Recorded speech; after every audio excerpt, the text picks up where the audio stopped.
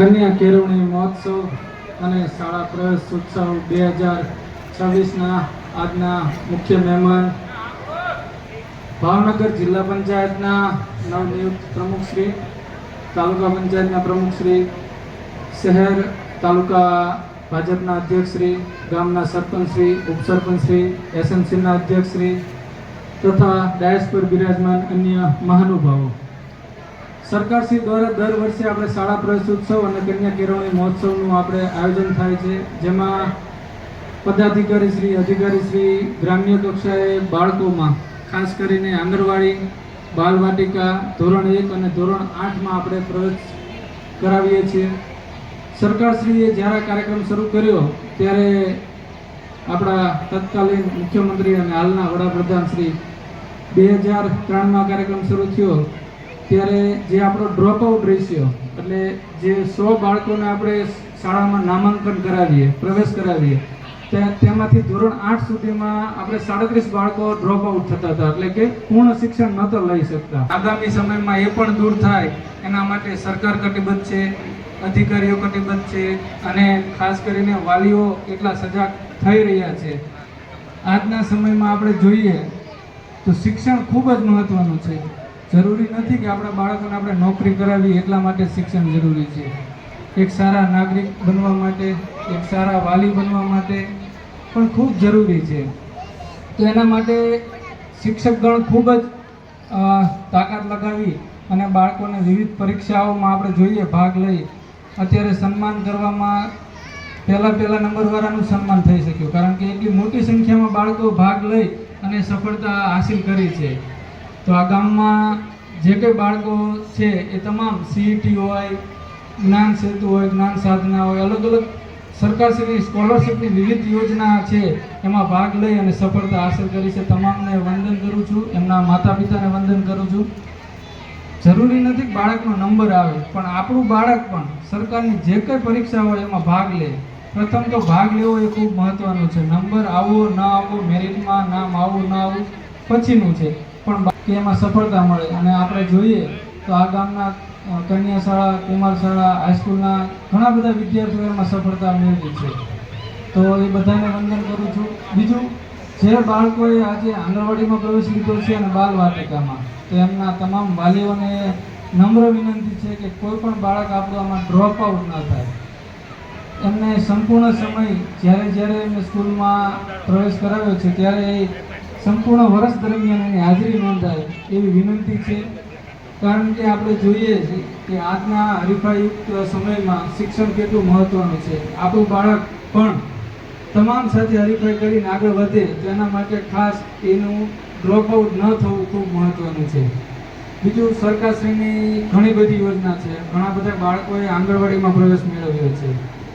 બેલા ગામમાં આપણા પ્રમુખ સાહેબે એક મુદ્દો રજૂ કર્યો હતો કે જે આંગણવાડીમાં આપણે બાળકોને પેકેટ આપવામાં આવે છે, માતૃશક્તિ, કિશોરી માટેનું, અને બીજું સગર્ભા માટે MMYની એ પણ યોજના છે કે પ્રથમ ડિલિવરી વખતે એમને 1 કિલો તુવેર દાળ, 2 કિલો ચણા અને 1 કિલો સિંગ તેલ, આ પ્રથમ ડિલિવરીથી બાળક 2 વર્ષનું થાય ત્યાં સુધી આપણે આપીએ છીએ.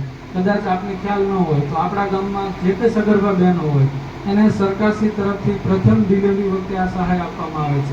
સથરા ગામ એને આંગણે આ શાળા પ્રવેશ ઉત્સવ અને કન્યા કેળવણી નિમિત્તે સથરા પ્રાથમિક શાળામાં ઉપસ્થિત અમારા ભારતીય જનતા પાર્ટીના અને ખૂબ જ સક્રિય એવા પ્રમુખ શ્રી મેહુલભાઈ ડાંગર, મહિલા બાલ અધિકારીશ્રી, આજ ગામના અને ઉત્સાહી સતત અને તાલુકા પંચાયતના સદસ્ય એવા મેનાબેન, વેલજીભાઈ, અમારે ત્યાર પછી અમારે અશ્વિનભાઈ, મંત્રીશ્રી, અને તકરગઢથી અમારે સુરેશભાઈ, અને મારા સહઅધ્યાયી અને ખૂબ જ મારા નજીકના મિત્ર છે એવા આ શાળાના આચાર્ય પંકજભાઈ, એની નોકરી લીધી, અમને એની રોડે ચડાવી કે તમે રાજકારણ કરો એવા અમારે પંકજભાઈ રમણા, ધીરુભાઈ, પ્રવીણભાઈ, આમ તો સામે બેઠેલા દરેકને ઓળખું છું એવા ભાઈઓ, બહેનો અને નાના બાળકો. મારે બે જ વાત કરવી છે કે શાળા પ્રવેશ ઉત્સવ શા માટે છે. અહીંયા બેઠા છે અમારે રોજાભાઈ સરપંચ નહીં, આજે એના ભત્રીજાને એ મૂકવા આવ્યા છે. પહેલાં ગુજરાતીમાં કહું ને તો જેઠ મહિનાથી શરૂ થતું શૈક્ષણિક સત્ર તે દિવાળી સુધી હાલતું ત્યાં સુધી મૂકતા, બરોબર ને વડીલ? 4 મહિના સુધી બાળકને પ્રવેશ લેવડાવતા. તો આજે એક જ દિવસે તમારે ઘરે શિક્ષકો આવ્યા છે, દાખલો માંગ્યો છે, આધાર કાર્ડ માંગ્યા છે, બહેનો આવ્યા છે અને બધા જ એક સાથે બાળકોને આપણે લાવ્યા છે. તો તમે જોવો તો આ બધા બાળકો મિત્ર થઈ ગયા. જોવો અત્યારે જ રમવા માંડ્યા. કાલ તમારે એ બાળકોને અહીં મૂકવાય છે ને તો એ રોહે નહીં અને હોંશે હોંશે ભણવા આવી આવશે. એકબીજાના મિત્ર થઈ ગયા અત્યારથી જ રમવા માંડ્યા. એટલે સાહેબે કીધું ને કે ડ્રોપ આઉટ એરિયો છે એ ઘટશે નહીં, કારણ કે બધા જ આવી જાય રાજ્ય થઈ ગયા છે. અને નાના નાના બાળકો એમને પણ સરસ મજાના તમારે ઘેરે ન હોય એવા સરકાર રમકડા આપે છે, આંગણવાડીમાં જમવાનું આપે છે. આ બધું જ સરસ મજાનું આંગણવાડીમાં, અને એમાંય તમારા બહેનોને તો હું ઓળખું છું બધા કે સરસ મજાનું ભોજન કરી અને જમાડે છે અને બાળકોને સરસ મજાનું ભણાવે છે. તો આ પ્રસંગે હું વાલીને એક વિનંતી કરવા માગું છું કે તમે તમારા બાળકને, મેં પણ કાલે મારા બાળકને સરકારી શાળામાં પ્રવેશ અપાવ્યો છે, મારે પણ સરકારી પ્રાથમિક શાળામાં ભણાવવાનું છે. તો તમને બધાને વિનંતી કરું છું કે અહીંયા આવી અને તમે શિક્ષકોને એવું ન કહેતા કે તમે કાલ કેમ નહોતા આવ્યા, કેમ ભણાવતા નથી, કારણ કે એ બધા જ તે અનુભવી શિક્ષકો છે, હોશિયાર શિક્ષકો છે, એ બધા ભણાવતા જ હોય.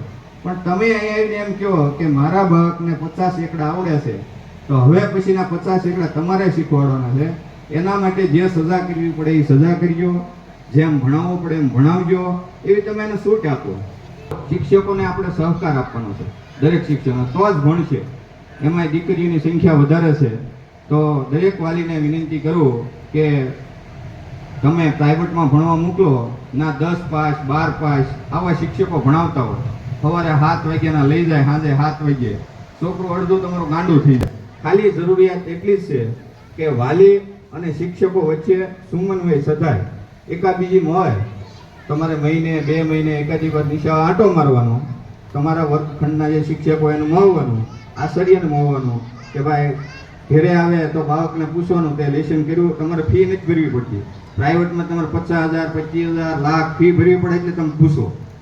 મહોત્સવને અંતર્ગત મા સરસ્વતીના મંદિરની અંદર બાળ દેવોને પ્રતિષ્ઠા માટે અત્રે ઉપસ્થિત અશોકભાઈ રાધવા સાહેબ, જાખણીયા સાહેબ, ડાંગર સાહેબ, તાલુકા પંચાયત સદસ્ય શ્રી, સરપંચ શ્રી, અમારા ગામના તમામ આગેવાનો, વડીલો, યુવાન ભાઈઓ બહેનો અને બાલ મંદિરથી માંડી અને ધોરણ 12 સુધીનો અમારો શિક્ષણ પરિવાર. માનનીય અશોકભાઈએ ઘણી બધી વાત કરી વાલીઓને. એના સંદર્ભે એક નાની એવી વાત કહેવાનું મન થશે કે તેઓ જિલ્લા પંચાયતના પ્રમુખ હોવા છતાં આ જ પ્રવેશ ઉત્સવની અંદર પોતાના બાળકને પણ આપણી જેમ જ એક સરકારી શાળામાં પ્રવેશ અપાવ્યો છે. એમણે અમારી સરકારી શાળા પર જે વિશ્વાસ મૂક્યો બદલ આપણે તાળીઓથી એમનું સન્માન કરીએ. અમારા બાળકો અને અમને આ કાર્યક્રમની અંદર આવીને આપ સૌએ જે પ્રોત્સાહિત કર્યા છે એ બદલ સમગ્ર શિક્ષણ પરિવાર વતી આપ સૌનો ખૂબ ખૂબ આભાર વ્યક્ત કરું છું.